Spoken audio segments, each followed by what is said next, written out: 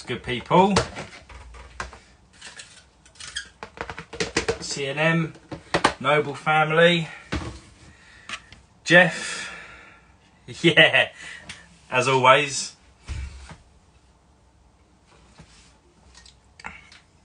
What's good, Flash? What's good, Kensington?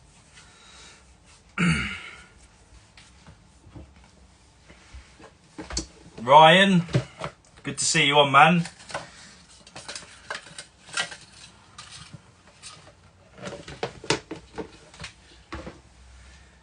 MS Farms. Stonewash Cross. Trey.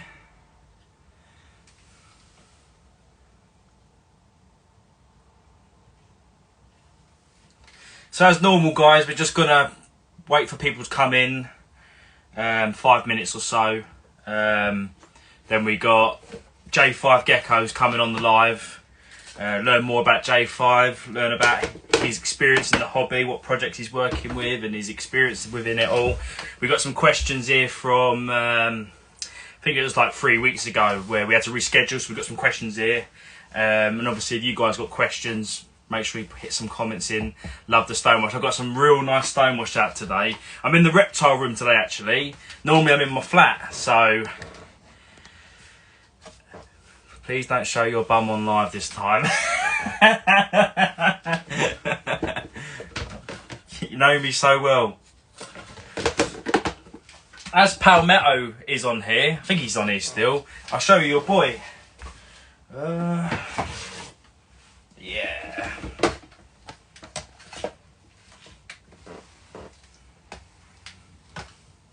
Three months old.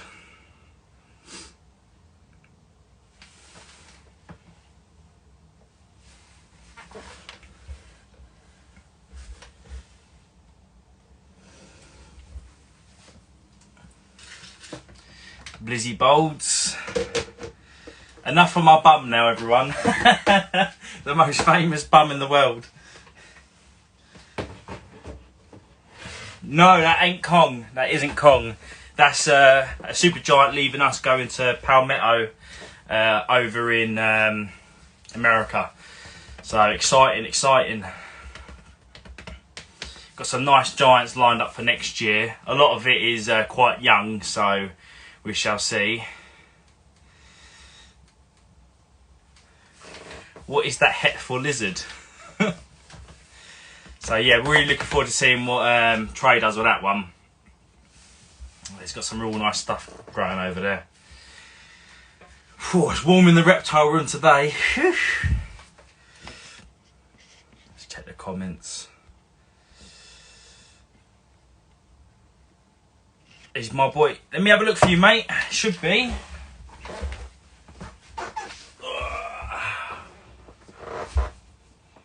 Oh. Remember seeing him earlier.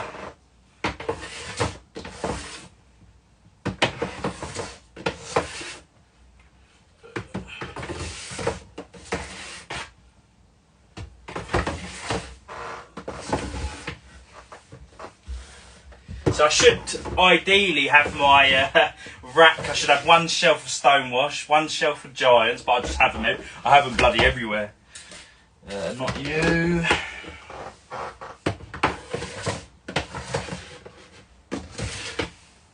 Not you. Bear with me, guys. Here we go.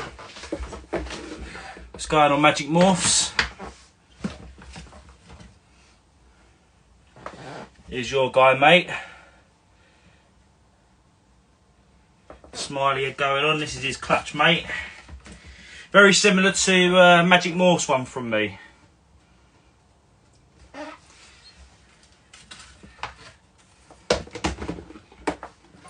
Have you got any snake eyes? Yeah, we have a few eclipse eyes in my collection.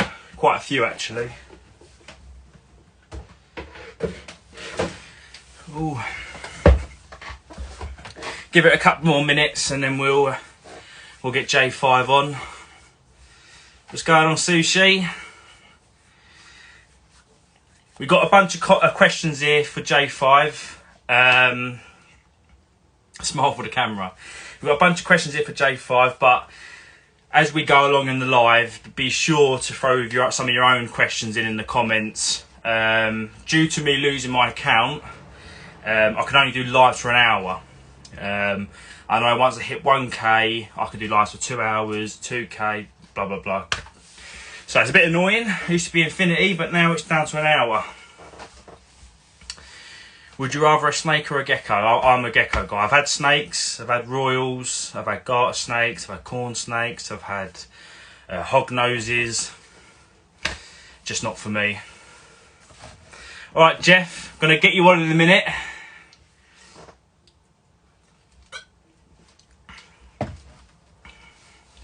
Anyone wondering what the bruise on the end of my nose is I decided to have a pick before I went live.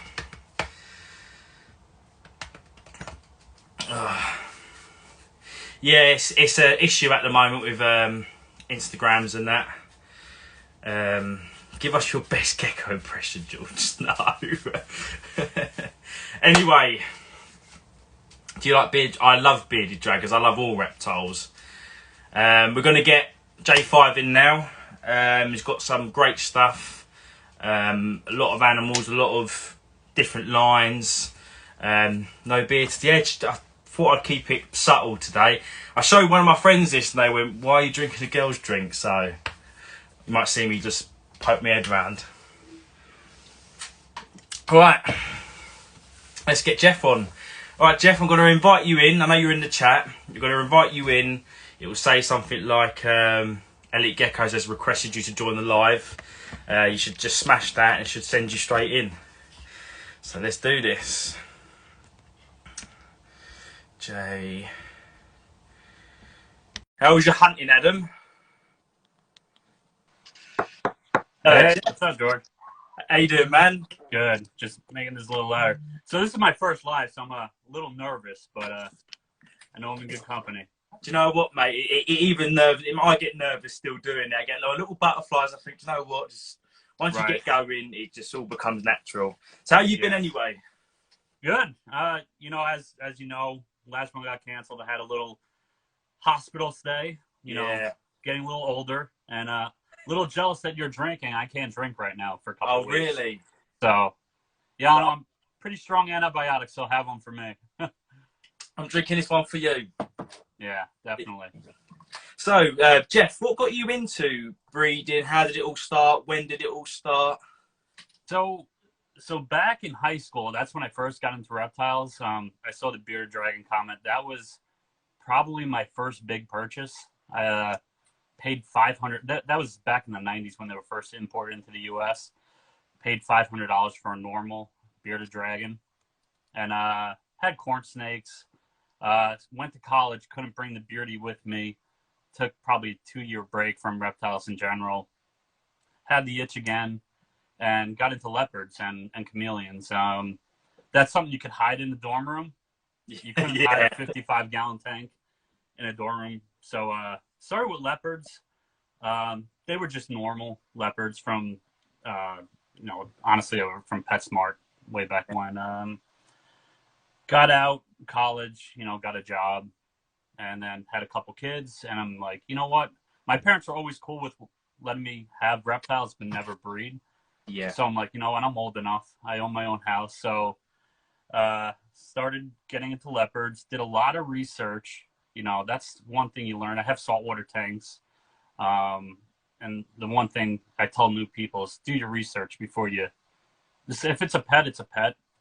You should still probably buy from a reputable breeder, but did a lot of research. I saw the Matt comment or question. Yeah. Watched a lot of Sasselbeck reptile videos before I even purchased anything. So 5 years ago is when I pretty much bought my first 4. It was a Max Snow. I bought a Super Hypo Tangerine, a Het Radar, and just another bell line. So, and then it kind of grew from there, you know. Yeah. First year breeding, produced maybe, 12, 16 babies. Sold them on DMJ's here. He's my table partner. So, and I'll get to him. You know, started selling them out of my basement on Craigslist. And, you know, when you have 3 kids and a wife and dog, you don't really want strangers showing up to your house. Yeah. So 2 or 3 years in, that's when I met Dave, DMJ Reptiles, is my table partner. Yeah. So he does ball pythons, crested geckos, gargoyles, leeches. We were friends back in the saltwater hobby from probably 10 years ago, and I saw him do a crested gecko post, and he was vending at a reptile expo, and I went and visited him. You know, started talking to him again, and really started, you know, hey, I'm gonna have quite a bit next year, and that's kind of when we all hooked up. It's probably what, Dave, like 3 years going. We've been vending together, maybe 4. And then, you know, then there's the 3D part. I'm quite handy. I build all my own furniture. All these racks are built by me. All my shelves, all my tables. You know, I was using hides like this, mushroom containers. Yeah. Look ugly as hell. Whatever. My kids ate a lot of yogurt. These were for my hatchlings. And then, you know, my calcium was always in Gatorade caps. And, you know, I'm 40 now, and I have as many as 150 geckos. And, you know, when they get dirty, I throw them in a 5-gallon bucket, clean them once a month, and take two hours clean. I'm like, I'm 40 years old, and I'm cleaning Gatorade bottle caps for 2 hours. This is not what I should be doing right now. You know, not spending time with my kids or my animals. So, you know, then I got into like just getting like the cups. Yeah. And they worked pretty well, but they started knocking that stuff over. So my dad retired probably 4 or 5 years ago, and he's into like N scale trains. So he started printing all houses and stuff. So, you know, I drew up a couple designs and sent them to him. And I'm like, hey, could you just print one of these out for me? And I want to test it out. That turned into, can you print me out 100? And then I just posted one thing on Instagram of my hatchlings eating out of, you know, which is really one of the first bowls. This is the hatchling bowl. And people are like, where do I get that? Where do I get that? So that turned into 1 printer to 2 printers. And so now I have 4. So there's that. So there's geckos, and then there's, you know, the 3D printing is really just going on almost about a year. And what's happened with you and Beta and whoever else has been banned has kind of changed the way I do things. So last week I set up a J5 Gecko 3D account, and that's where all the 3D products are going to be posted. That way, if I ever get banned, that is totally separate from anything animal related. I post pictures of geckos eating from them, but, you know, as far as I know, I'm within the guidelines of Instagram and Facebook, but, you know, it sucks. I mean, what were you up to, like 7,000? Yeah, I was almost at 5K. And to be honest with you, Jeff, I'm not too bothered about the followers, because I'm more bothered about, like you, I was actually a chameleon breeder before Leopard-Geckos.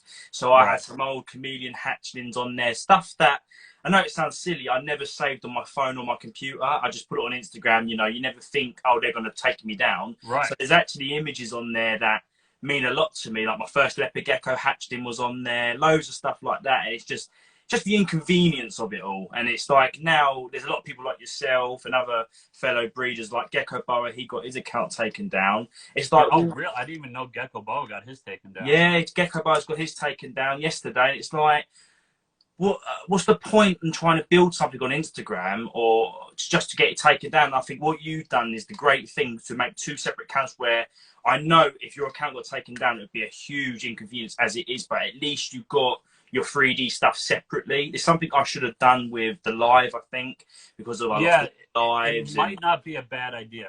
And like you said, it's the pictures and the videos, but it's also everything behind that. Like, you might post a gecko, you're like, oh, I still have that on my phone, but what pairing was that from? When was it born? You know, what is it head for? I sold it 5 years ago. You know, so it's that as well. And then yeah, like all my customers, you know, on the animals as well as the 3D is, you know, they're my best way to get info out. Like people see, like I see Greg from Blizzy Bowls is on, Micah from MS Farms, you know, I got East End Geckos, Adam from Green Mountain Dragons. They spread the word of, you know, my 3D stuff. They're my best salesman, you know. So I just want to have that completely separate, you know, just in case, you know, like I said, I don't think I'm doing anything. I'm surprised John from Gecko Boa got taken down. Yeah. As far as I know, he just posts pictures. Yeah, I mean, they got like a botting system at the moment where they're picking up simple things like black gecko, white gecko. I know Jay from Geckos, he got shadow banned for saying black gecko. They're just picking up little things like that. That in Instagram's terms, they look at it like, oh, why are you putting this much information into geckos? You must be selling them, sort of thing. Right. So they got a botting system at the moment. I know a lot of people are thinking, like, for me, I was the exact same. I thought someone must have been reporting me. I don't know what's going on. I noticed the botting system they've got out. They're picking up things like available for rehome. So we have to put terms like 1.0, 0.1. I mean, it's just, Instagram was the most safest place. It was always Facebook that was always, yeah, I mean, they're owned by the same people, but, you know, it's you know, you got to second guess of what you're going to post now. And then also, you know, when stuff happens in the community and people are fighting, you're like, do I get involved? Because then they're just going to come after me. So I try to play it safe and stay out of most of it, which, you know, isn't the right thing to do either. Because if someone's doing something wrong, you should let people know about it. But then, all right, they have 10 friends and could just ban you. So what do you do? I mean, you need it, because what are you going to do without? What are we going to go back to forums? Oh, it's just I think it will fix itself, and I just think they've got a system at the moment where it's just targeting us breeders for some reason. I don't think Instagram have said, right, let's remove reptile breeders. I don't think they've done that. I think there's just something gone on at the moment where they've got some kind of, like, for example, there's you will know there's so many scams at the moment with Black Knight. Things like that, so maybe that's something to do with it. I've seen loads of people that have fallen victim for it, so maybe it's something to do with that. But it's a huge worry, especially for me and yourself. I know in America a lot of people have. There was a guy called Boss Dragons, and Instagram was his business. Like, even though he sold beardies, everything he sold was through his Instagram account. So when it got removed, he messaged me and went, look, man, I don't want to come across the bad way. This is like a hobby for you, but this is my life. This is what pays my rent. This is what... And I'm like, I am so sorry, man. But this is exactly the issue we're going to have. People will go on to move something else. But like you said, I don't want to go back to forums. That stuff's long. Exactly. And... you know, what do you do? I mean, what do you have? Do I set up another backup account now? And you know, it's just, how far do you go? Like you said, like So now it's just more work, another thing to monitor. Yeah. You know, it sucks. I mean, have you heard anything? Nothing.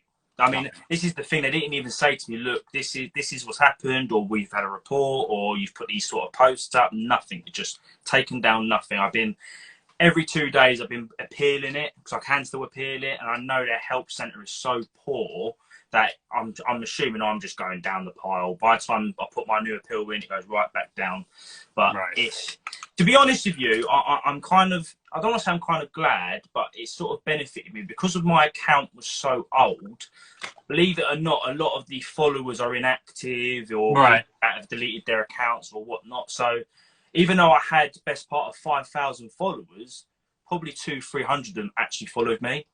So the new account I got now, it's 3 weeks old, maybe a month, and I've got 900 active followers. So in a way, it's annoying, but that's a real audience, though. You know. Yeah. I mean, how the community.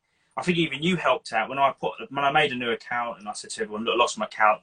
Honestly, my opinion changed massively in the community. I think I had 150 reshares, people reaching out saying, oh, I'm really sorry. So it's good to see that we can help each other. Yeah. I mean, that's why I set up the separate one. Yeah. You know, I don't want to lose that audience. So now I'm going to make new business cards that have both accounts on them. You know, so anytime I ship out 3D orders, we'll have that account. You know, and that at shows it'll have both. Yeah, it's fun, right? Smart move. With your printing, would you say it was something you sort of fell into, like you said? Did you think, oh, I want to design myself a few bowls, a few caves? Next thing you know, a few people have inquired, and it's just grown and grown. Is it sort of work like that? Well, my dad warned me. He's like, "You sure you want to do this?" Because he knows how I am, and I'm like, "Dad, I don't need another hobby." And I'm like, "All right, I'm just gonna print these bowls." And you know, then you know, you get requests from people. You know, I had some early hides, and then Micah from MS Farms was like, "Hey, can you do moist hides?" I'm like, "Yeah, I kind of started one. I didn't think anybody would buy them because they're more expensive and they take forever to print, but they're selling like crazy now." And so this is the large moist hide, and it's got a secure lid. So I mean, not to say that they can never kick it off, but it snaps in there pretty well. I think I sent you one. Yes. So what I like about them is they're easy to clean as well, because you go right to the corners and it's just so easy. And I like everything being the same as well. So yeah, I can imagine all of them. Yeah, I like. Yeah, that. I think a lot of it is like breeders that are into them. I'm not saying everybody has OCD, but I think people just want a clean setup. You know, the thought behind the bowls was, again, I just want a gecko shits in here. I could throw it out, replace it, and we're good. I don't have to even take it out of the cage. So, and then it's got the calcium divot and could hold roughly 50 to 60 mealworms, half full. So I'm very surprised actually, Jeff, because very few mealworms come out of them. Right. If you fill it halfway, you should be golden. Yeah. If you go any higher, then they could start getting out. You know, the hatchling version that I sent you, this needs work. They do get out of this, which I think is good in a way, because I don't put this in until they really start eating. I want to make sure they're eating and pooping first, and then I'll put this in. Some will get out. So I'm going to probably make it a little taller and put a divider here. So if they do get out, they're not going to go in the water. But so that pops off too. So a lot of it's really just easy cleaning. You have your new bowls there, Jeff. The new design. I think that's a great design. Yeah. These are really meant for superworms. Yeah. And dubia. I think Micah from MS Farms can test these out. I don't have dubias currently. And, you know, I work with her. I send her all my prototypes because she orders so much. And she gives me feedback. So I make it a little taller. You know, I did a test one night. I put like 15 in there. One got out. You know, they just pile up. And so they all sort of plan. They all whisper to each other. If we all go to the corner, one of us will get out. It's like, what's that show? With the red light, green light, where they're all running to the wall. And they're just piling up. So I got that, and then I got it without a calcium divot. And then, you know, I'll just show off the hides to get the 3D stuff out of the way. Yeah, nice. So these are, I think I first came on your radar from Junior's Geckos. Yeah. So these are for him. He likes this red. And he also likes pink for some reason. You know, all my customers are great because they give me feedback, you know, good and bad. You know, he had a problem where they were splitting in the back only on this one color. So I fixed that. You know, I have other 3D printing friends that you might want to look into is Firehouse Geckos. He does a lot of cresty ledges, lychee ledges, chameleon feeders if you do chameleons. So check him out on Instagram and he's on Etsy as well. And then the last thing was I really like that. Yeah, so this I only use for the trouble hatchlings that always get stuck shed, or if I'm going away for a couple of days and I have really young hatchlings that I like to keep moist, I'll put this moist hide in there too. Yeah. You know, a lot of the products I'm showing, like the moist hides in general, or I don't even have them in my own setups yet because I'm still printing. You know, they take quite a while to print out. So I usually take the mess ups. So the bad prints are the ones that go in my cages. The factory faults. Yeah, exactly. So eventually I'll have the nice stuff, but you know, I gotta keep going on that stuff. But yeah, so you know, it's just another thing to do.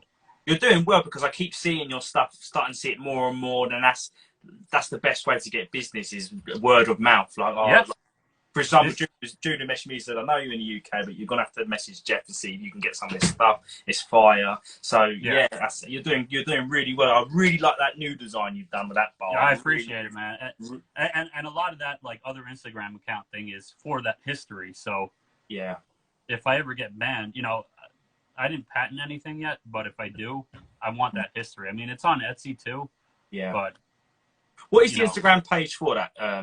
Jeff, just so people viewing know where to go for your printing. My Instagram for the 3D stuff is J5Gecko 3D. It's the same as my normal, but with 3D on the end. So, and yeah, like I said, like all my customers, my best customers, but you know, Micah in general and you know, Greg at Blizzy Bolts have all sent me stuff. I think we might be frozen. You're back? Oh, I'm back now. Yeah, it went all leggy.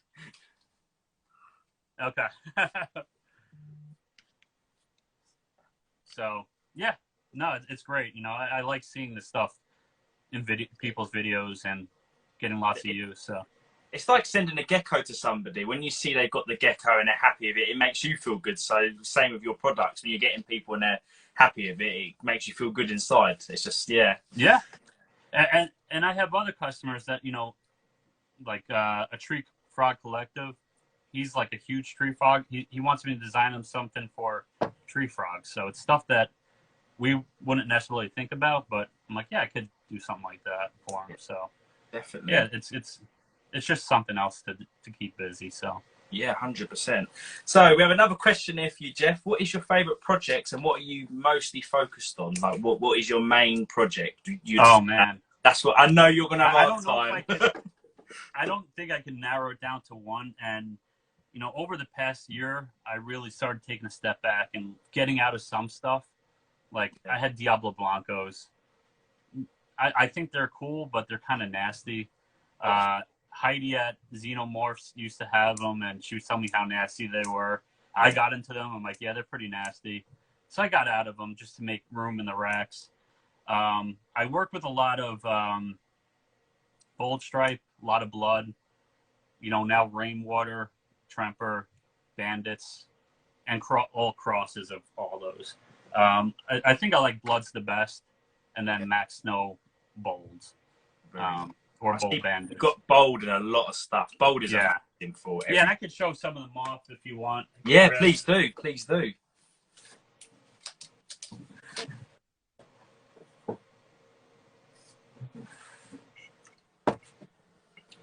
Oh so my this God. is Bella. She's a Max Snow Bold Stripe, and she's probably one of my favorite geckos. She doesn't really look Max Snow anymore. She's her lineage ties back to Heidi at Xenomorph, and then I got the female from a breeder that ties back to David's Fine Geckos.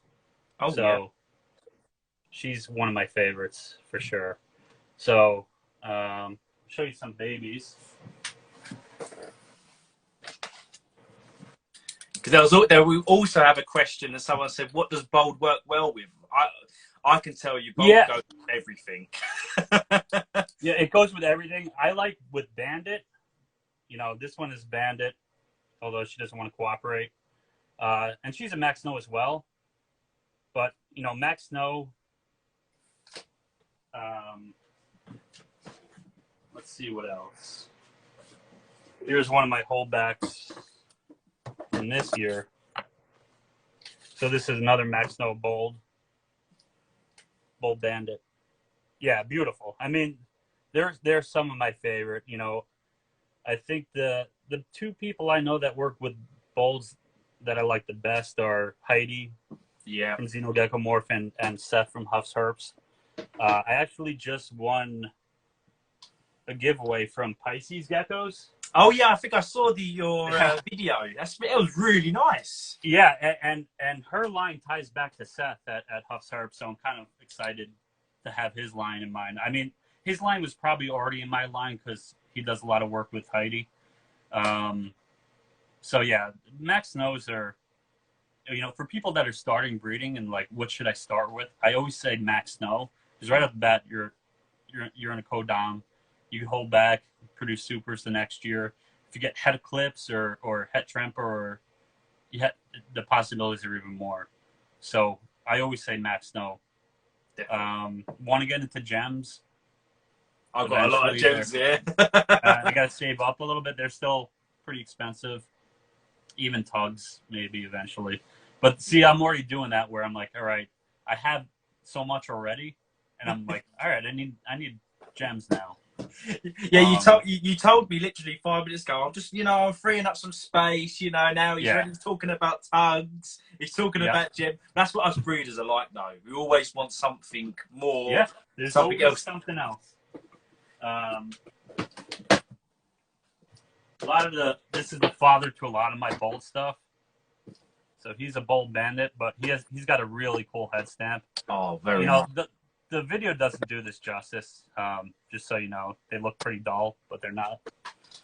Yeah, it always washes them out. So if anyone watching this, if you want to see these geckos, I'm sure you can see them on Jeff's page or drop them a message. They're all on my page. You know, this guy's got a pretty cool head stamp. You know, that's stuff we look for.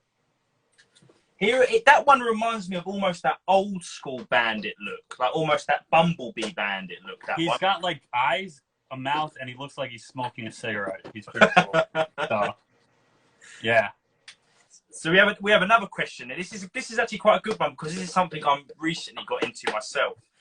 What is your overall goal with rainwaters? So rainwater, I kind of fell into. It's something I always did Tremper and Bell, and always stayed away from rainwater. I had she wasn't even a breeder yet. She was doing her homework. She bought a bunch of geckos. God, I'm blank. Liz from, I think it's Lunation Gecko. Yeah. It was a rainwater stripe. She had some geckos from Deck That. So she was getting out. She was moving, and she's like, "I follow you. You know, I'll sell them to you for real cheap." And she provided all the genetics. And I even contacted Liz. I'm like, yeah, she's like, that's mine. So then I contacted Jeff from JMG for a bold stripe. I got a bold red stripe from him, rainwater breeder that he was able to let go. And then I also have atomics from Claw Geckos. He got out. So I have an atomic rainwater, and then I got bold stripe rainwater. And then I got one from Micah at MS Farms that's a firewater. So here I am again with 3 new projects. But I'll show you my favorite. Because me personally, I know Bell for some reason this year everyone's gone a bit crazy for Bell, but with rainwaters I can see so much potential, and there's not so much been unlocked with them just yet.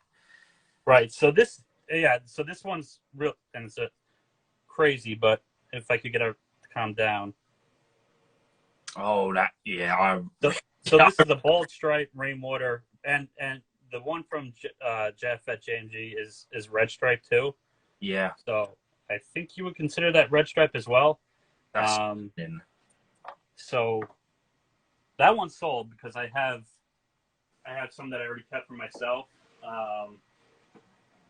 And then I'm going to do a cross with the one from Micah at MS Farms. I'm looking for her right now.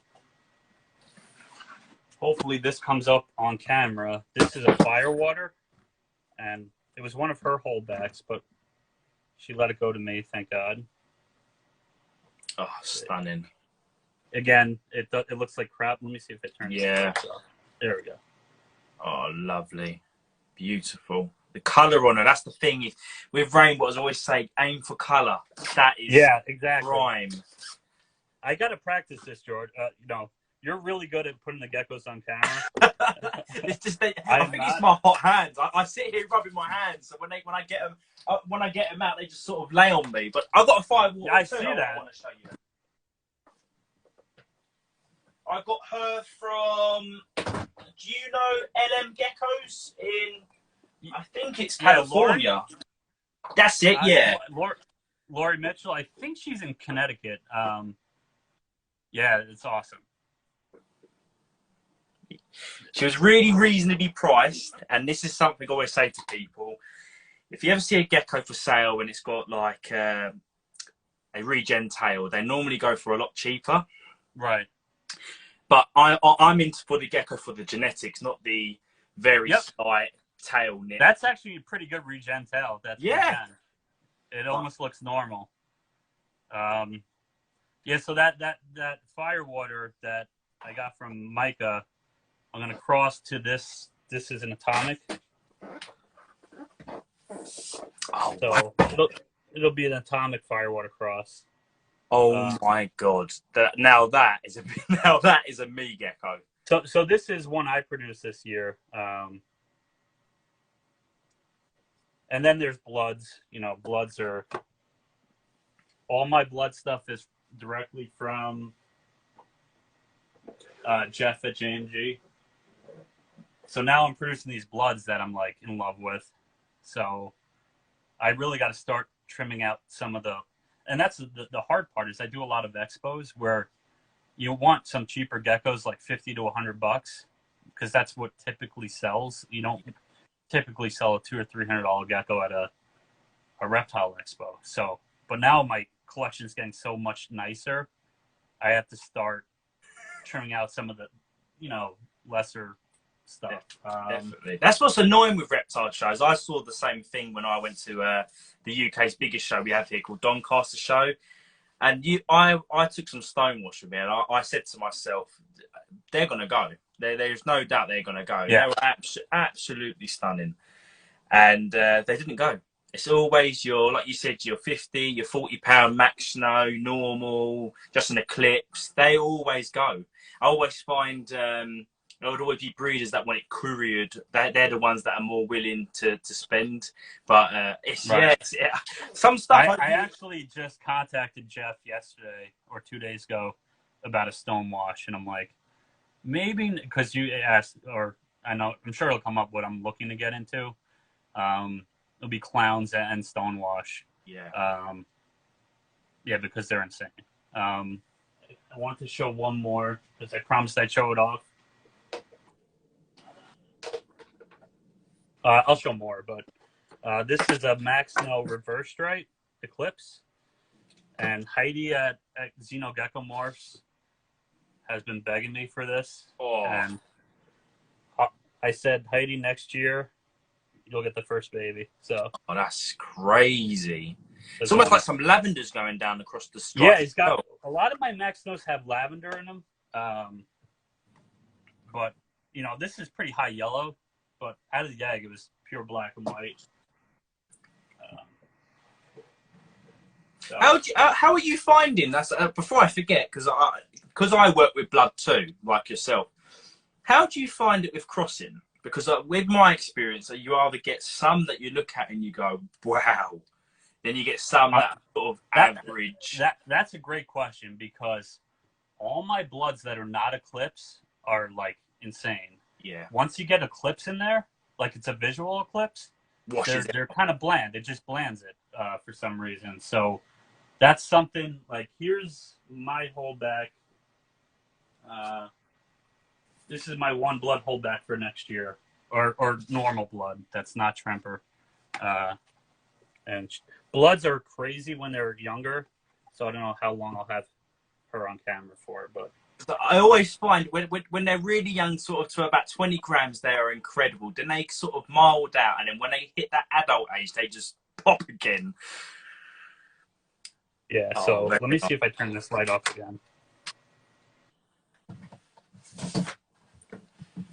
So this is my blood holdback. Yeah, I like that head stamp. Yeah, they're cool. Oh, That's a rocket, all right. That's That's a rocket. Let me see. So this is one of the bloods we got here. Yeah, so I get a lot of that too, where they almost look like they're purple head. You know, they got that. Yeah. And this is one of my breeders from last year. Oh, more very traditional blood. They got like that golden side. Yeah. That I love. So bloods are probably my favorite. Blood Tremper. So what I'll show you. Go ahead. What in your with what you work with? Because I know you got a few tangerine stuff. What in your experience you think works better with Tremper? What tangerine line of what you've got? Because I know you've got purple heads as well. I think I saw a purple head Tremper, and I was like, I have never seen a purple head Tremper before. And I saw it, and I was like, that works. That looks nice. It actually just got it. If I could find it real quick. Someone just put a deposit on it last night. Hold on, I'll try and find them.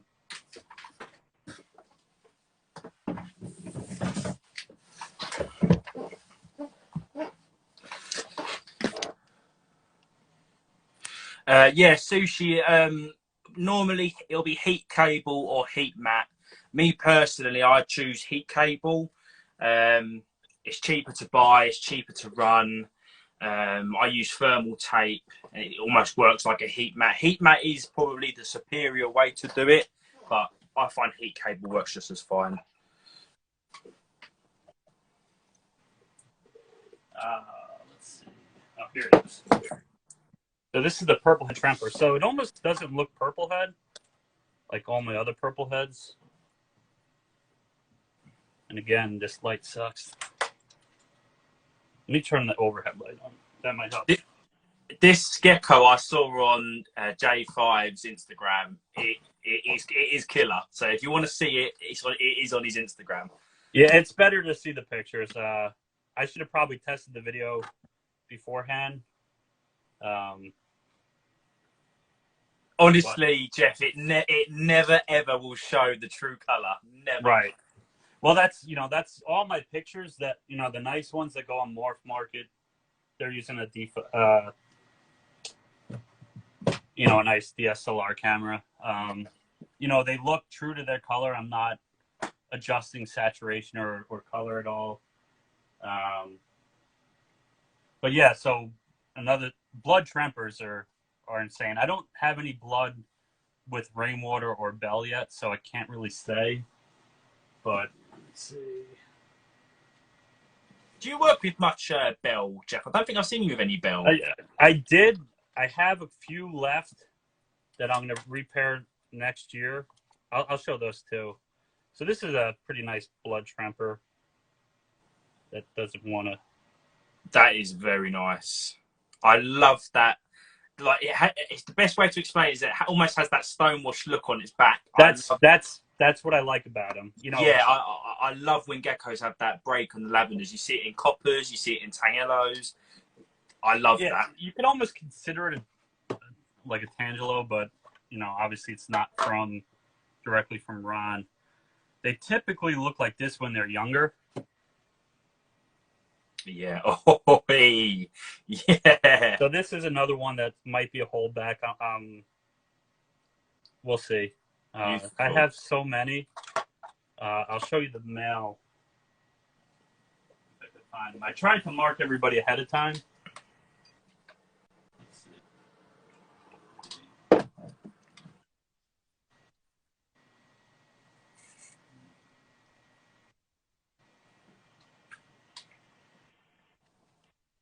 I'm the exact same. It's like a sweet shop in here. You never find it. I have. How many do you have right now? Leos? Yeah. I have about between 60 and 70 breeding Leos. Okay. Wow. So not this year was my biggest year. A couple hundred, right? I've produced 250 this season. Is it too much or you know, I'm just going to say next year I might just reduce it just a little bit because even though I have quite a few adults, I might not make I might not pair just for pairing. I might be like, oh, this year I'm going to give that pairing a try. But man, like you just said, I work full time. I work for a construction company with my dad. Every single morning and every single evening, I'm in here checking baby because you know what they're like. They get stuck shed and whatnot. But 250 babies, anyone watching 250 babies is. It becomes a chore. It becomes real hard. So I think Now, next year, and I don't know whether this is something I wanted to ask you actually. This year has been probably one of the quieter years on the selling front, on the people wanting to buy. I don't know whether there's been. I know in the UK, a lot of people have found a hobby in the lockdown with COVID, got loads of geckos, breeded them. So I don't know whether you guys have had the same, but I've seen a reduced of people purchasing. So I'm going to be doing a little bit less on the hatching side next year just to be safe. I don't want all these geckos. You know, there's no need for it. It's probably similar. You know, when COVID happened, you know, I listed them on Morph Market, and I've never sold so many online. I never had to. So, you know, it's not really comparative, but when COVID happened, I probably sold 40 within a month, which is crazy. I was going to FedEx every day. Since, you know, this year, I probably sold maybe 20 on Morph Market as a whole. But I think a lot of people like to buy on Morph Market in the spring. Yeah. And that time of the year, I don't really have anything. Whereas right now, I'm in a good situation where I probably have 60 to 70 left to sell. And that'll carry me through my shows before I'm hatching again. Yeah. I have probably 5 more shows before I really start hatching again, and I probably average around 10 a show. Okay, that's all right. How do you typically do at shows? So, like I said, the last show I went to, I think I had about 4 sales. Right. I had a load of pre-sales. A lot of people will say, oh, can you bring it to the show? We're going to the show. We'll pick up from you. I think I had about 10 geckos already pre-saled, but actually purchased from the show on the day, I think I had about 3. But the last show after that, it was it was a really, really, really small show. So to sell like 5 geckos there would be the equivalent of selling like 20 at the biggest show. So I did quite well at the little show, but I don't know. It's just I'm not worried or anything because of, like you just said, around about March, all the babies are a good size. People are going crazy. They want ready to breed stuff. So I know it will always go. But yeah, there's just something. I don't know whether it's just UK, just something at the moment. I don't know whether it's COVID. But like you said, people were going crazy for animals at one point. People were buying dogs. Like dogs were like rare to get. And geckos. And like you said, by March, they'll be probably ready to breed. And they're typically the nicer geckos I have that last that long. Or they're the more ones, because I always mark stuff down at shows just to get stuff out, depending on. But if I really want to keep it, I'm not marking it down. Yeah. And the older they get, the typically more value they get anyway. So, yeah, I'd probably have like 60 or so left. You know, it got a little overwhelming at the height of the season where they filled all my racks, my other rack, they were on my workbench. I'm like, I'm running out of room. Your kids and family are involved? No, not really. My older son, he's 11, used to go to the shows with me. When COVID happened, he wasn't. Well, they were shut down for a while. But he'll start coming again once he's vaccinated. So, because he liked it. He was more because my other buddy has his son, he brings his son, and then they just play on their phones. But his son's a couple years older, that's actually into the hobby now, which is kind of exciting to see. But, you know, with me being in the hospital for a couple of days, I'm like, all right, I'm going to have to start teaching these kids how to clean your bowls. So my older son, typically go we go on a fishing trip for a week in the summer. I've been doing it since I was like 15 years old. So he'll pull babies, he'll feed them. I'll mark, all right, these are the 12 you have to really moisten every day and feed, you know, not 150, which might be a little overwhelming. So yeah, they're gonna learn whether they like it or not. because, and then I'll pay them too. You know, Yeah. that was part of the reason to get back in, was to kind of teach them something. You know. Yeah, definitely. It'll be good for their, like, with life skills as well. I know it sounds silly, but like something to look after, or like you said, even if you paid them, like they have a little bit of a taste of work and things like that. It'll definitely be beneficial for them. Yeah, yeah. My older son is 11, and he started mowing lawns this year, so it's kind of exciting. He actually has money set aside. He used to blow it all on Fortnite and whatever other video games. So now he's get a new skin or something. he's saving it now, so it's kind of good to see. But my middle son, he's like, I want to make some money. So what I think I'm going to do for him is mark like 20 of the lower containers, you know, adults, yearlings, and babies. Be like, all right, you take care of these 10 each week. I'll give you $10 a week. And it's 10 minutes of work. It's nothing crazy. He'll complain about it, but, you know, hopefully he'll get into it. Yeah, that's the thing. He could get into it as well. I got a friend, I think he's watching the live. His name's C&M Reptiles, and he got one of his friends to help him. Like, he paid him to help clean the racks and stuff. And now he wants to get geckos because of now he's get, like, it'll be with your son. Like, he'll see he'll have a baby, and he'll watch it raise, watch it shed, and watch it change, and all of a sudden you're deep into it without even knowing. Mm-hmm. Yeah, and that's what my buddy Dave at DMJ does with his son. Is he gives them, all right, this is your clutch for the year. Whatever you sell, you get to keep. So if you hit a nice clutch of ball pythons, that could be quite a bit of money. But he's actually, you know, watching him grow over that 3 or 4 years. You know, he was probably 9 when we started vending, and I think he's 12 or 13 now. He sells. He's a good seller. He's, you know, takes them out of the case, explains genetics to people. And this is coming from a 12-year-old. So it's pretty exciting. And hopefully my kids will eventually be there. If I have no doubt of all the stuff you have, they'll have to fall into it. Yeah. Is there any geckos or lines you don't work with yet, Jeff, that you would really like to get into?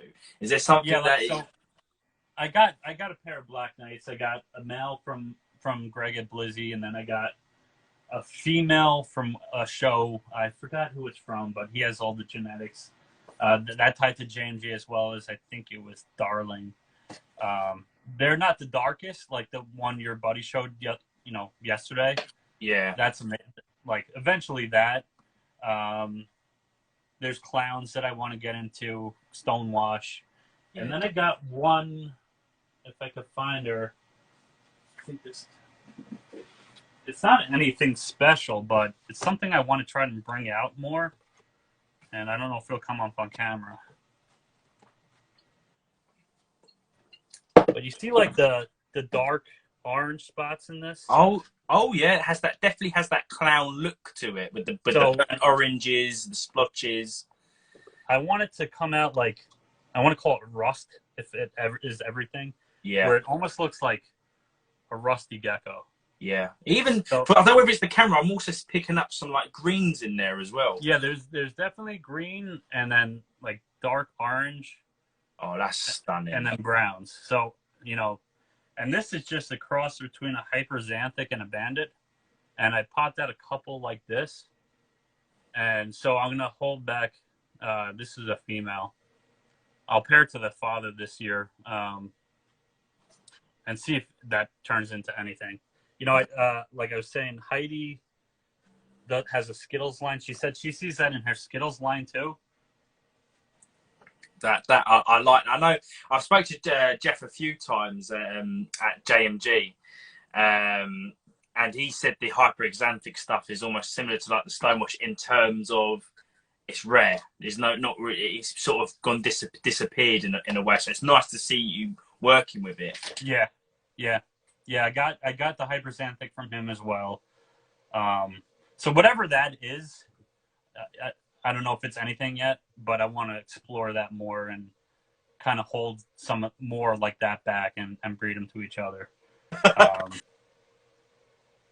So definitely with clown, what I like with clown is you literally don't know what you're going to get with clown. Like anything Right. can pop out. I mean, I'll show you. I think I've posted it a few times. I've got this one, and it's just the only one that's hatched like it, and it's just got this purple and this white stripe down its back. It's just right. Because I know you met Matt. What was it like to meet Matt? I would have been petrified. Oh, so you know, Matt, before Matt got out a few years ago, I bought a white and yellow from him, a couple other geckos from him, and then so I was vending at a New Hampshire show.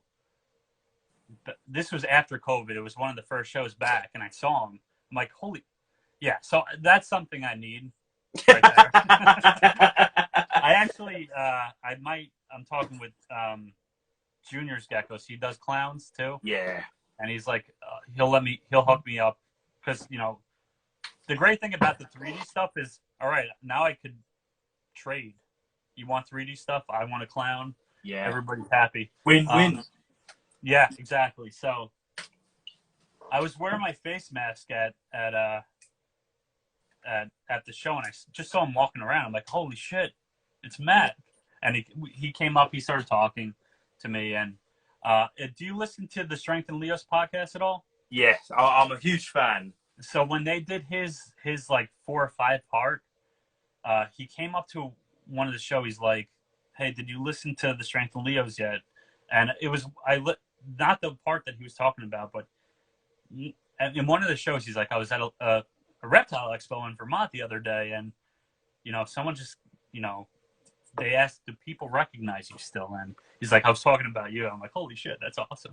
So it's cool. He'll stop by every time at every show, talk, and we talk leopard geckos, which is, you know, I kind of fanboy out at first. You know, he's like the person I learned just about everything from starting with. Not to say since then, you know, I do talk with, you know, a lot of people like Heidi. I bothered for years at Gecko Morphs. I pick Micah at MS Farm Sprain all the time. That was the exciting thing with the 3D stuff is you really start to talking to people that you normally wouldn't talk to, and they're approaching you, and you're like, holy shit, I've been following you for years. Yeah. So it's pretty exciting. But no, Matt's a great guy. I'm glad to see that he's back. Yeah. And he's producing some killer stuff. He has clowns too, so might eventually get one off of him. If I was you, I would have been fangirling so hard. But it's nice to know because I'm the same. But I remember watching his genetic YouTube video when I first started, and I used to watch it and watch it again, still scratching my head. It's only till you get your hands involved and you see it from your own eyes, then you start to learn more.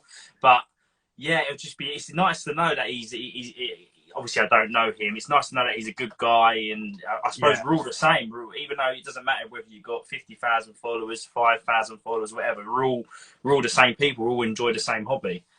Right. Yeah, and you know, he learned everything from, I think it was A&R.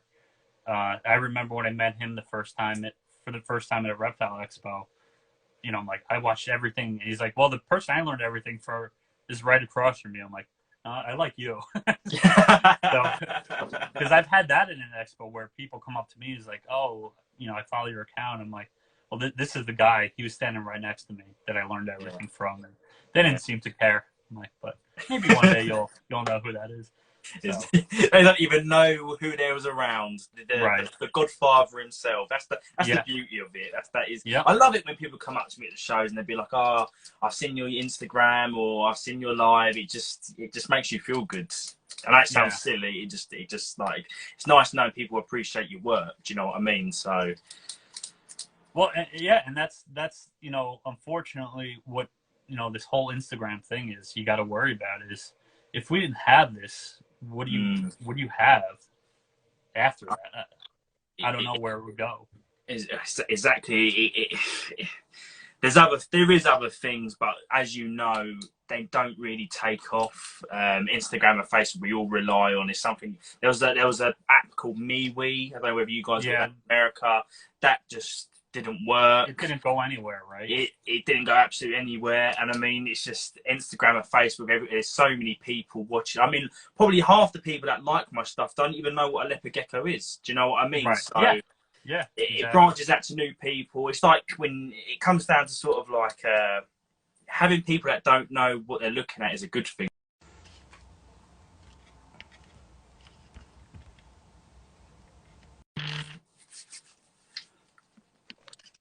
There we go. There we go. Yeah, after an hour, time flies. You see, time flies when you're having fun. But yeah, after an hour, it cuts off, and I have to start again. But we only got a few questions anyway. But back to what I was saying with the Instagram, it's good bringing new people in and people that don't know what they're looking at. Similar to, you know, in the hobby, a lot of people they talk down to the pet shops.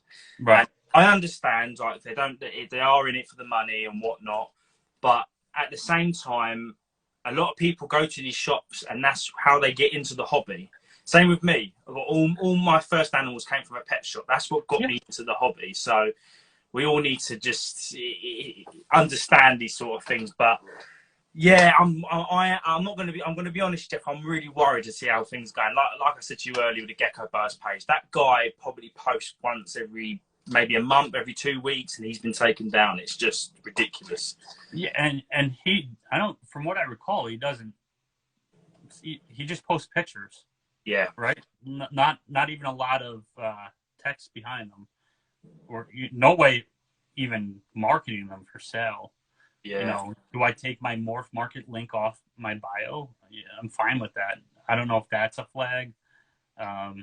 From what I've been told from a few people is that I've been told that if you have a website on your bio, it actually benefits you because I think they're looking at more of oh, this guy's legit. He's got a website. He's actually selling these animals on the Morph Market or whatever. So therefore, he's good. Mm-hmm. I don't know whether that's true or not, but it's just whatever's going on, they need to sort it out because it's just ridiculous. I think think it's down to their botting system. They're picking up things we're saying, and yeah, I know they're in, like you said, Instagram is Facebook, and I know Facebook's very much no pet sales at all. So I don't know whether that's taking action. It's just ridiculous. That's what I can say. Yeah. So I try to just play it safe and. Here's a picture of a gecko, and you know, hopefully people follow me, recognize me, and know to look me up. Yeah, it sucks, you know, because and I told you that I was in the saltwater hobby. Same thing happened with that, and it's like a ghost land now. You can't sell anything. Not even if you work, there's nowhere to go. So it kind of ruins the hobby in a way. So where do people go now? To Petco? You know. Exactly. They're taking down the people that are actually doing right by it. Do you know what I mean? It's funny enough. You talk about saltwater. My dad is a huge saltwater man. We've got a 700-litre saltwater marine coral tank downstairs that's in the wall.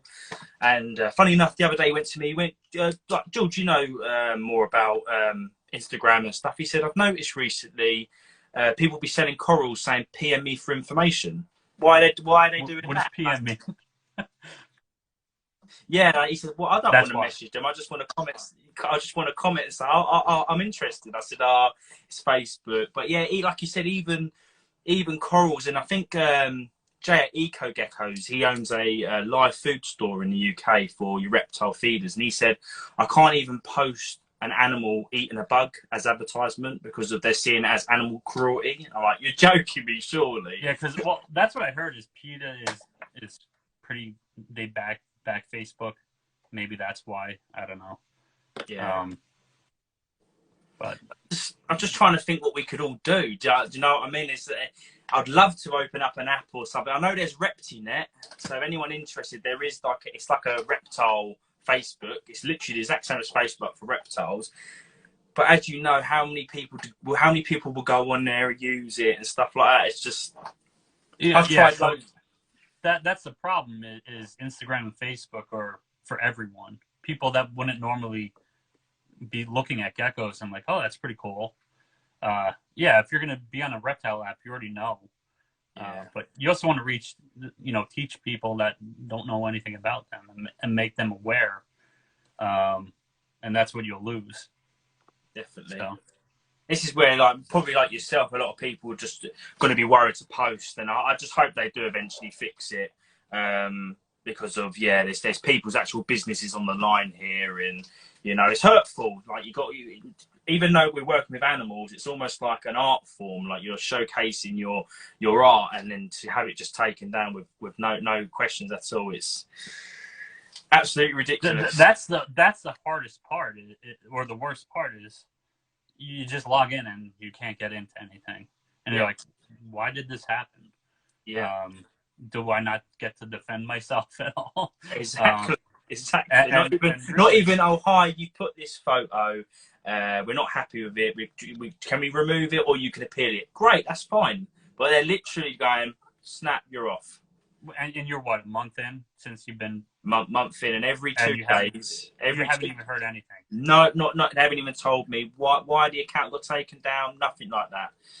Not an email, nothing. And I mean, every 2 days I'm trying to appeal it, just hoping someone will see the help centre, because it is a mistake. I know Bubba Gecko's got his account back quite quickly. I was going to ask, did anybody get it down and back up? Yeah, I don't know how he done it. I don't know whether he called them or he has some magic powers, but he got his account back within 2 days. Boss Dragon, he got his account back in a few weeks, but it just seems like luck. Yeah, so that's, why have the second account now? Yeah. It's a backup to fall on. If definitely. That's completely separate from Geckos. Maybe you want to have one for your lives. Yeah, definitely. I've also was thinking, maybe do I do it on YouTube, because I know sometimes on a live people talk about geckos available and things like that, and I don't want people to be like yourself get in trouble and people like me get in trouble, because even if we don't know what's right and wrong anymore. Do I do it on YouTube? Because this is what's come with Instagram. It's like I don't want to put all my effort in making an algorithm and everything like that. Like on my other Elitegeckos account, what annoyed me as well is like the reels are doing very well, and because you put a lot of work into it. Every 5 o'clock, I made sure I did a post. Made sure my Instagram looked like, I'm a bit OCD. I like everything looking the same, like white backgrounds. So it makes you think, now, do I bother? Do I just move over to YouTube? And I know a lot of people, if it carries on, we will find a way. But yeah, it is what it is. You can't do nothing about it. Yeah, we'll see how it plays out. Because to have that happen, after 4 or 5 years, I finally just hit 4,000, and that's a lot of work. And to have that just taken away would be a bummer, for sure. It's more, but it's like I said earlier, it's more the history. You're looking back at, oh, this is what I was producing 3 years ago. The text is in there, the pairings. I might be able to find that picture on my phone, but all that info is gone. Definitely. I mean, even like, it might sound silly. I had accounts on there that I've been following for so many years, but I can't remember their username. Right. Yeah. You know what I mean? And like, I got messages from people that they might message me 3 times a year, and I've been speaking to them for the last 6-7 years, and now that's all gone. That's what really worried me, is the amount of people I speak to all over the world. I could potentially lose contact with them. Do you know what I mean? I'll tell you what, when that happened to you, I went through a bunch of messages where I know I've gotten stuff off of people that had genetic lineage in there. Yeah. Took screenshots and put them all in a folder. But we're going backwards. I shouldn't have to do that. So we develop and we improvise. We always do. I think the funny thing is, I think everyone's going to start going back to Facebook now. yeah. And well, Facebook has its pluses.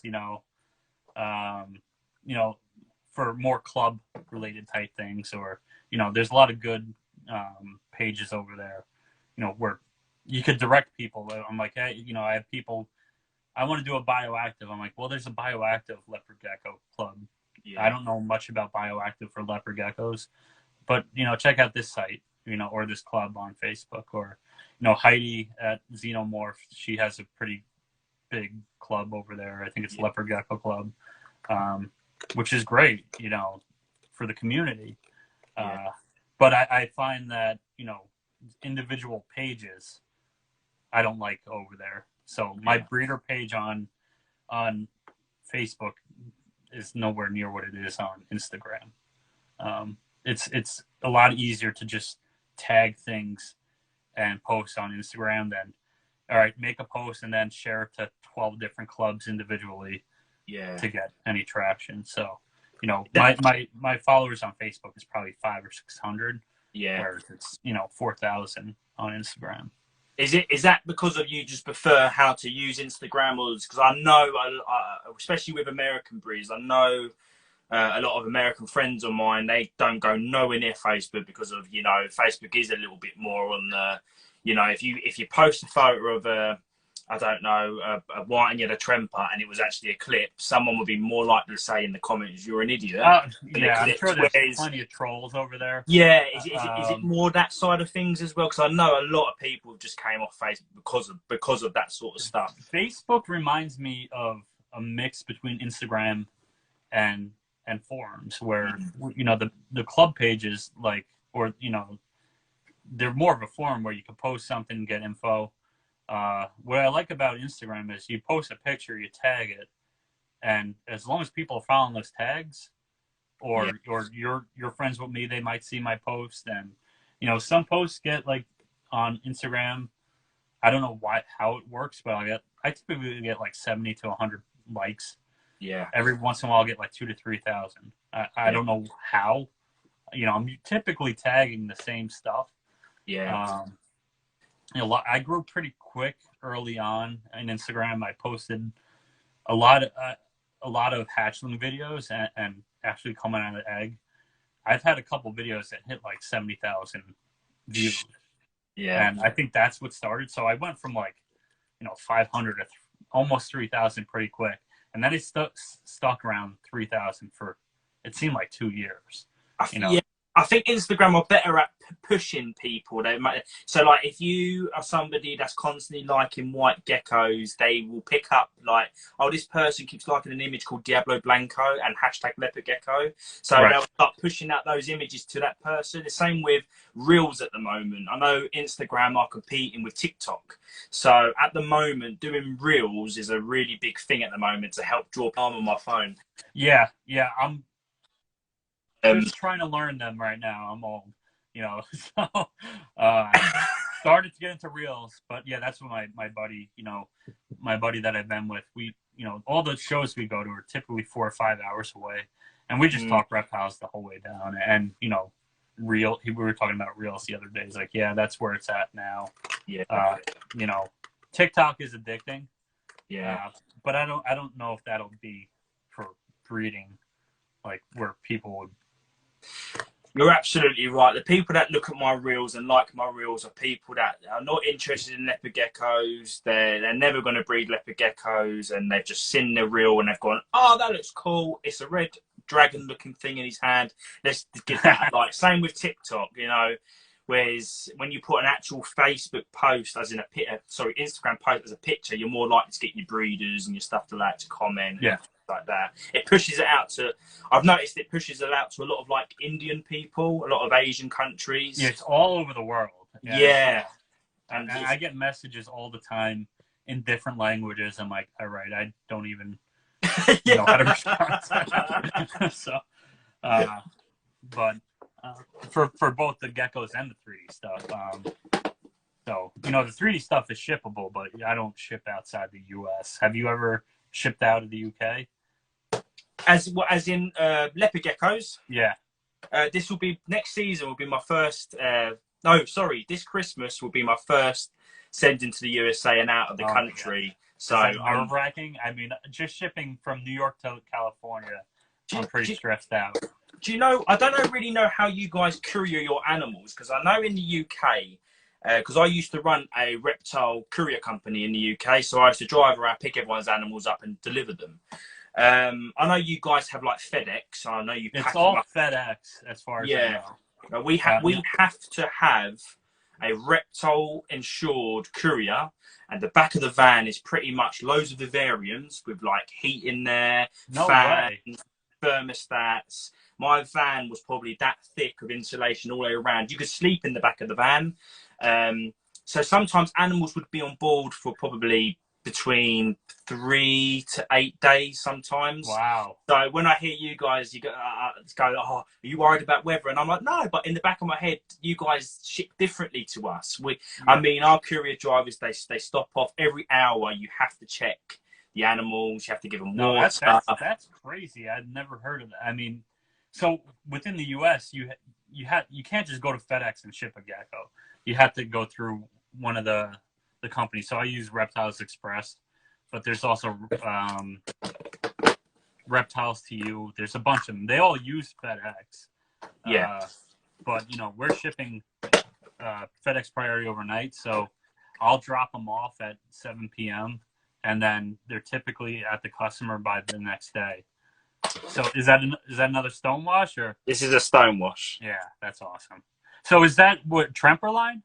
Yes, stonewash is a Tremper line. I mean, okay. I did have someone message me and say they got a stonewash bell, and I was like, "Are you sure?" Yeah, as far as I know, you could get stonewash without albino at all too. That's awesome. Yeah, that's maybe next year. We'll see how we do. So that, a lot of my collection is, I have 3 kids. I don't spend a lot of money, but if I sell, $1,000 a show, I might spend $500 on a gecko. I didn't start off like that. So each year it was, you grow and you buy nicer stuff. And I'm finally at that point where I'm like, almost all my stuff is pretty nice. Because each year it gets better and better, doesn't it? Each year you hold back the best, you buy better stuff, and it just gets better and better. Yeah, I mean, and there's people that do buy nice right off the bat. I didn't do that.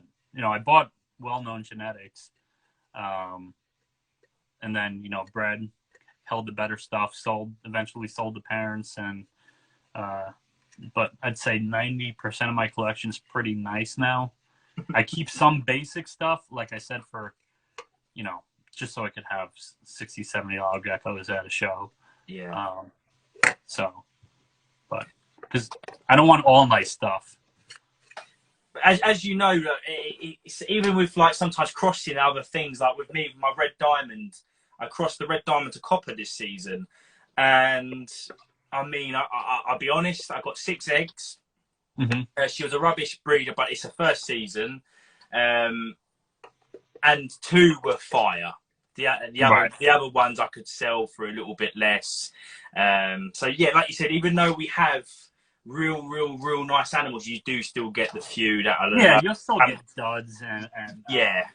Like I think I was telling you, like those Eclipse Bloods, they're just nothing special. They're kind of bland. Whereas all my other blood stuff is like nice and dark, orange and reds. Whereas the Blood Eclipses, it pales them out a little bit. Yeah. So I might try to get Eclipse out of that project somehow, because I like the dark. You like that traditional dark blood tangerine look. Let's see. I think I showed them already, but let me find them. Oh, I didn't show you this yet. This is a Tango Crush. Oh, nice. So this is Gecko Daddy's line of tangerine. It's got like greens in it too. Yeah, that's stunning. So that's but this guy I got off another breeder. She got them both from Gecko Daddy, but still it might be a year or two. I mean, this is only like 35 grams, so she won't go this year. I think it was Better Gecko. She had some of that stuff in her lines, and I thought, whoa. Yeah, it is. I like orange, obviously, and then black and white. So like Max Snow stuff, but yeah, there's a ton of stuff. Yeah, and that's probably what drew me closest to leopards is, all the different colors and stuff like that. So, and they're so easy to keep as well. Yeah. I mean, I know you do have some people that don't like racks. You have some people that don't like Bavarians. They are so easy. They're meant for racks. Yeah, they thrive with just the littlest of things. So, I mean, even some of the Leos. I mean, I got one of my bloods, funny enough, and I upgraded her into a bigger tub, and she just weren't eating, just was not feeding. I thinking, oh, what's wrong? Got her parasite tested, came back negative. I put her back in her smaller tub, boom, eating and everything. I mean, some of them even like a small space. Yeah, It's such a pleasure to work with. Ball pythons too, where some of them are just happier. So my females are all in 28 quart. I just like them to have a lot of room, especially with the lay boxes and stuff. The males are in 16, and then the hatchlings are in 6 quart. You asked about, so do you have Bell too? Yeah, I have some Bells, yeah. Grab mine. This is my biggest Bell. It's my biggest guy. He's not a giant, but he's probably 105 grams.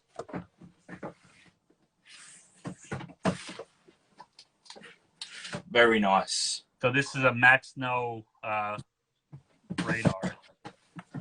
But he didn't do the job last year. I only have one male, and I had 3 females, and he didn't want anything to do with any of them. He just didn't perform for you that year. No, and the year before he did great. I think I have 2 females left, so that might be something I get out of. Yeah. If the Rainwater stuff I'm focusing more on, because I'm pretty much at like 40 to 50 adults combined, male and female. I don't really want to go above that. When you have a couple kids, you'll learn why. Yeah. So, is Bell your favorite line of albino? No, it really isn't. Last season, I actually said to myself, I'm not breeding Bells no more. But I kept coming back, and I thought, with me, I'll hold adults. It's not. I mean, never a rush to get rid of a gecko. And I thought to myself, do you know what? I'm going to keep it very small. I'm going to do 2 pairings, and they've popped out so fire. It has changed my mind already. I will always keep it small because I prefer my albinos with that washed out look, whereas Bell's very more splotchy, very bold patternings. I prefer that pastely look in my albinos. It's just how I am. But yeah, this season's made me go off. I'm so glad I've done that pairing. Yeah. So I'll see how they do this year. I did pick up one other one. Let me see if I can find her.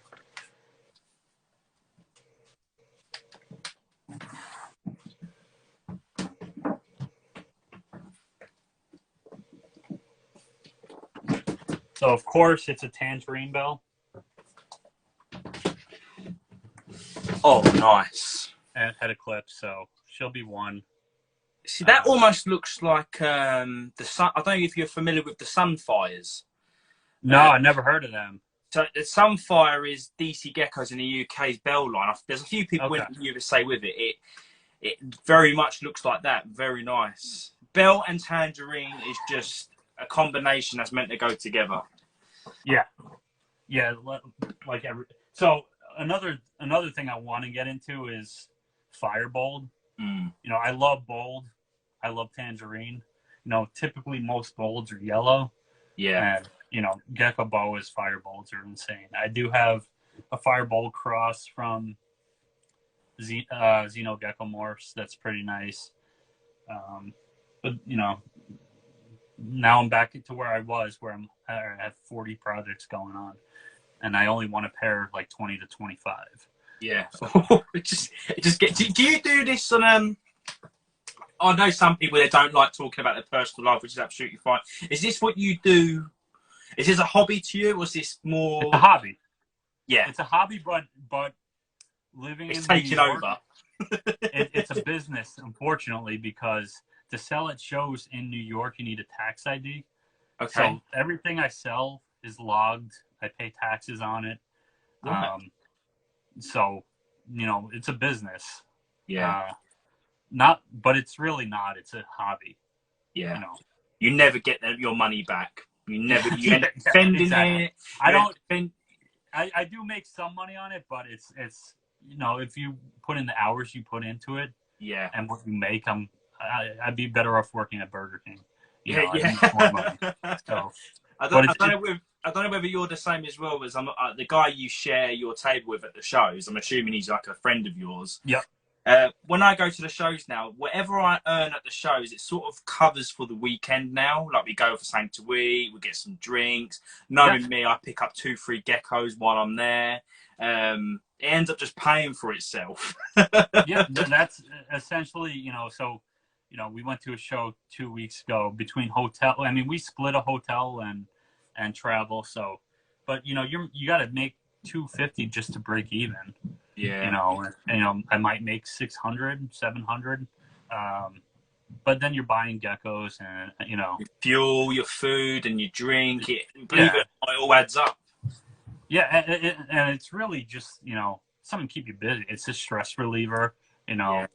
It's nice to produce stuff and be like, oh, this is a line I've been working on for a few years. And, it's just keep them busy, really. Yeah. Trying to teach the kids business, Talking to people with like-minded thoughts as well. It's like when I talk to my mates who I go to school with, they go, what? Yeah. In terms of what? I have a pretty decent paying job. I don't need to do this. Yeah. Like, what are you doing? I'm like, that's just fun. Yeah, exactly. I like fishing and I like reptiles. That's what I do. Awesome, man. Anyway, Jeff, I think I'll give it a wrap up here, mate. Yeah, absolutely, man. Do you want to let everyone know where to find your pages, if you've got stuff available, all that good stuff? Yeah, so J5 Gecko on Instagram, obviously J5 Gecko 3D for the the 3D stuff on Instagram. Obviously, you could reach me on both. J5 Gecko on Facebook, J5 Gecko on Morph Market. Shipping's probably closed for the year. I know I saw Hall of Geckos was watching before. He's the one that bought that purple head shrimper. He put a deposit down, and I'm like, Goodbye. It's going to be a while before I'm going to ship. And he's like, yeah, that's fine. So that'll probably go in the spring sometime. Very nice. Very, very nice, man. Well, we'll definitely get you on again because it's been... Yeah, absolutely. I'm excited to see, I know you have one with MS Farms coming up. So yeah. I'll be watching for sure. I try to watch them when I can. Typically, you go live on that work. So Yeah. I'll have it on, but not 100% paying attention. It sucks about Instagram when you go back and watch, you don't necessarily see the comments. Yeah. Is that something that, that they might be working on? I have no idea. I did try to... I bought an app that was like a screen recording app. So it records my screen, and I tried that, and because the file was so big, it was taking like days to upload to process. YouTube. Yeah, so it is such a shame because sometimes a lot of my viewers are actually on the podcast, and when they listen, they're like, "Oh, we can't hit. We see you answering questions, but we can't see the comment or the response." I'm like, "Oh, I know it's annoying, but yeah, hopefully." Well, and just I'm not even paying attention to the comments right now, but I'll see someone ask a question and forget to go back. So it'd be good to if that ever got figured out. I think YouTube allows you to see comments. Yes, it does. So this is where it goes back down to with Instagram. When I go live, like when me and you go live, this is what I like about Instagram is it brings two pages together. Exactly. So my people get announced that George has gone live, and then your people say you've gone live with me. So that's what I really like with YouTube. It's like I've got to say to everybody, here's the link. Do you know what I mean? The more we get in, not that I'm bothered about numbers, but the more people that tune in, the better it is for everybody. Like they can hear our stories, our advice, and it's better for us. But to Mark in the comments below, if you search Morphtastic Live on podcast and YouTube, you'll be able to find us, and this episode will be uploaded. So anyone that's missed it or only watched half, they will be uploaded as well. But I love you, and I'll... Well, thanks again. I know it fell apart a couple of times, and thanks for having me back on. You're welcome, mate. Thank you so much for coming on. You're such a transparent guy as well. I know that a lot of people that watch these shows, they they don't want to speak to people like me and you because they think that they're not good enough, or these lives are very good to show people that, oh, this person's actually a decent guy, he's just like us. So yeah, Right. thank you for coming on. I know you've shown yourself to people that anyone can come and speak to me. Yep. Awesome. Thanks. Anyway, Jeff, I'll let you get on the rest of your day, my friend, and All right, thank you man. so much for coming on. Yeah, absolutely. See you later, Jeff. All right. Take care, bud.